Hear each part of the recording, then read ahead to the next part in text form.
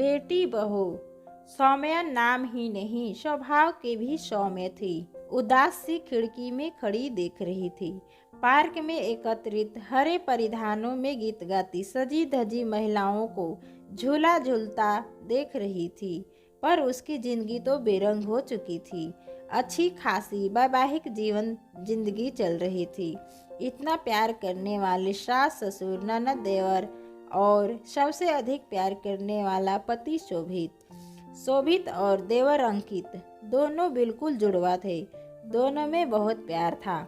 सौम्या हमेशा कहती, देवरानी भी अपनी जैसी लाऊंगी तुम भाइयों की लगाम लगाने के लिए। सब सही चल रहा था। अचानक एक दिन शोभित के सर में भयंकर दर्द उठा। पहले भी हल्की शिकायत थी, किसी ने इतना ध्यान नहीं दिया। जब उसे हॉस्पिटल दिखाया और मेडिकल टेस्ट हुए तब पता लगा कि ब्रेन ट्यूमर है, वह भी अंतिम चरण पर। यह आघात सबको अंदर से तोड़ गया, पर शोभित को किसी ने महसूस नहीं होने दिया। पर चुपके से सारी बातें सुन ली। सौम्या भी उसके सामने बहुत खुश रहती, पर उसे पता था कि धीरे धीरे शोभित की जिंदगी का हर पल बीत रहा है। अंकित भी शोभित और सौम्या पर बहुत ध्यान रखता था, बल्कि उस पर तो माँ बाप को भी मानसिक रूप से संभालने का भार था। सौम्या के मायके वाले भी आहत थे। सावन का महीना शुरू होने वाला था। सब नवविवाहित मायके जाने को तैयार थी। शोभित सौम्या से कह रहा था, तुम भी तैयारी करो, हरियाली तीजों पर अच्छी से श्रृंगार करना। पहली तीज है, मैं तुम्हें देखने आऊंगा। पर उसकी ये बात ही रह गई। एक रात फिर तेज दर्द उठा। बहुत दवा दी, परंतु कोई काम नहीं आई और वह सबको रोता बिखलाता छोड़कर चला गया, दोबारा ना आने के लिए। धीरे धीरे एक साल बीत गया।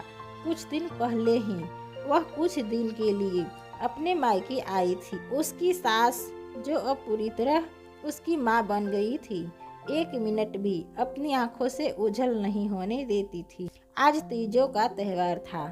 काश शोभित होते तो वह भी ऐसे श्रृंगार करती। अचानक माँ ने उसे आवाज दी और कहा, नीचे आओ, तुमसे कोई मिलने आया है। नीचे आकर देखा तो सास जी, ससुर जी, उसकी ननद और अंकित बहुत सारा सामान लेकर आए हैं। कुछ समझ नहीं पाई। सास ने उसे गले लगा लिया और तुरंत लाल दुपट्टा सर पर डालकर कहा, फौरन तैयार होकर आओ। सौम्या बोली, माँ मेरे से ये न होगा। अंकित ने कहा, अपना वादा भूल रही हो, कहती थी अपनी जैसी देवरानी लाऊंगी। अपनी जैसी नहीं, केवल तुम ही आओगी, क्योंकि तुम शोभित का प्यार हो, जिसे मैं ऐसे जीते हुए नहीं देख सकता। वह भागकर कमरे में चली गई। अंकित को पीछे से जाने के लिए माँ ने इशारा किया। अंकित कमरे में पहुंचा और बोला, तुम क्या समझती हो, शोभित को अपनी बीमारी के बारे में पता नहीं था। उसे सब पता था और उसने माँ पापा और मुझसे तुम्हें अपनाने के लिए पहले ही वचन ले लिया था। सौम्या अंकित को देखती रही। क्योंकि दोनों जुड़वा थे, इसलिए दोनों में बहुत समानता थी। अचानक वह अंकित से लिपट गई और बहुत रोने लगी। अंकित ने चुप करके तैयार होकर नीचे आने को कहा। जब वह तैयार होकर नीचे आई, माँ के कहने पर अंकित ने उसकी मांग में सिंदूर लगा दिया। सौम्या की माँ पापा दोनों की आंखों में आंसू थे। वह सोच भी नहीं सकते थे कि आज भी सौम्या के ससुराल जैसा परिवार हो सकता है। सौम्या की सासू माँ जी ने कहा, बेटा पहले तू मेरी बेटी थी, पर अब बहू बेटी हो। दूर कहीं गाना बज रहा था, सावन के झूले पड़ेंगे, तुम चले आओ, तुम चले आओ।